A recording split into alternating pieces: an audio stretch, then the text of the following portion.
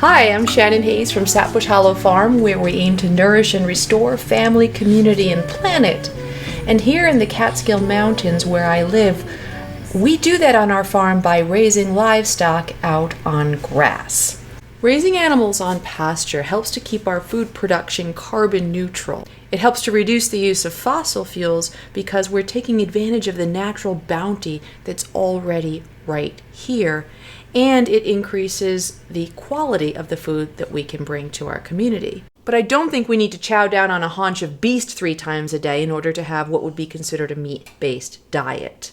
We need to consume our meat with respect and intelligence, and that means 3 things. 1, we need to make full use of the animals. I spent a lot of years working in the cutting room, and I saw how a typical American diet could result in wasting as much as 20 to 30% of an animal. 2, we need to increase the nutritional density of the food, which enables us to go farther on less. And finally, number 3, to learn how to reuse the food and recycle the nutrients to help stretch it even farther. All of that starts with one of my best friends here in my own home kitchen, my broth pot. The Italians have an expression, tutto fa brodo, everything is broth. Nearly anything you can find in your kitchen can be added to a broth to enrich its flavor and nutritional value. The 5 basic elements are bones, vegetables, herbs, acid, and water. Let's start with the bones. This is the most essential ingredient. Many mistakenly believe that only marrow bones make good broth, and while marrow does add lots of flavor and minerals, a variety of bones is ideal. Knuckle bones or leg joints and oxtails are a great source of gelatin. Neck, rib, and other meaty bones add color and flavor, as does that leftover bone from Friday night's porterhouse steak or the remains from Sunday's leg of lamb. For an added calcium boost, I often save my eggshells and add them to the pot as well. All the meat, bones, shells, and vegetables that have simmered in the pot for hours are going to be strained and discarded from the complete broth, and virtually all of their nutritive value is going to be left behind in the liquid. Long ago in France, cooks had la bouilloire éternelle, the eternal kettle, a large pot that never left the fire. If a piece of chicken was taken out, then new chicken was added, the same with a piece of beef or a slab of pork. Whenever broth was removed from the kettle, water was added, yielding a steady supply of delicious stock and a ready boiling medium for cooking meats for feasts. Incorporating all different kinds of meats when making stock eases your work. You don't need to sort out the leftover bones according to species. It reduces waste and it creates complex flavor.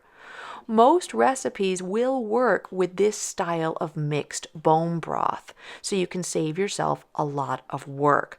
Although I do like to make sure that any bones that I use in broth are roasted or cooked prior to adding them. This greatly improves the broth flavor and color. Our next broth ingredient is the vegetables. Leftover cooked vegetables can go into the pot along with fresh veggies and even those errant odds and ends that might be on the cusp of spoiling. Open your produce drawer and be generous with your stock. Broccoli about to flower, carrots gone floppy, peppers, tomatoes, and onions growing soft on the kitchen counter. Set aside carrot tops and tips for the broth, as well as the woody ends of broccoli stalks or the outer leaves of cabbage that may be a bit marred from the garden. Don't be fussy, as they will all be discarded, hopefully composted, once their flavors and minerals have been captured by the broth. Ingredient 3, herbs. Whether they're fresh or dried, they add both flavor and nutrients to your broth. However, if you don't have any on hand, don't let that stop you. Keep making the broth anyway. Our final ingredients are acid and water. Once the vegetables, herbs, and bones have been added to the stock pot, we fill it with water, then pour in an acid such as vinegar or wine. Use as little as a tablespoon of vinegar or as much as a few cups of wine, depending on your taste. Allow the stock to rest for 30 minutes to an hour prior to cooking so that the acid can draw the minerals out of the bones and into the broth. It's also going to enhance the flavor. So let's pull it all together. We've added all our ingredients to the broth pot. We've filled it up with water. Now we're going to bring it up to a simmer, keeping it covered at all times. The longer you can simmer your stock, the better. 12 hours is sufficient, but 72 hours will be even better. If the pot gets too low on liquid, add more water. Once it's complete, you're going to have a wonderful base for cooking soups, for cooking rice, grains, and legumes, for a hot drink, or for braising those other luscious and inexpensive bone-in cuts of meats that are so often overlooked. Shanks, necks, oxtails, bone-in shoulders, or ribs, pot roasts. It's all going to be great. To magnify the intensity of the flavors and save storage space, you can take the broth to the next level by reducing it down to a demi-glace. Admittedly, I use the term casually. A French chef would likely have me strung up by my toes for awarding this wondrous gelatinous blob by such a name. By definition, a true demi-glace is a brown sauce made by first concocting an espagnole sauce, then blending it with an estouffade or clear soup, then making a reduction. My version of a demi-glace, if you will allow me the privilege of the term, is simply done by making a huge vat of broth, straining it, and then bringing it to a rolling boil and reducing it down to just a few cups, monitoring often to make sure it doesn't scorch. Ordinarily, with broth, I chill the liquid, then skim off the fat that settles on the top. I do not do this with demi-glace. Since it will be kept for a long time in the refrigerator, I allow the fat to solidify over the surface, which seals it for longer storage in the manner of a confit.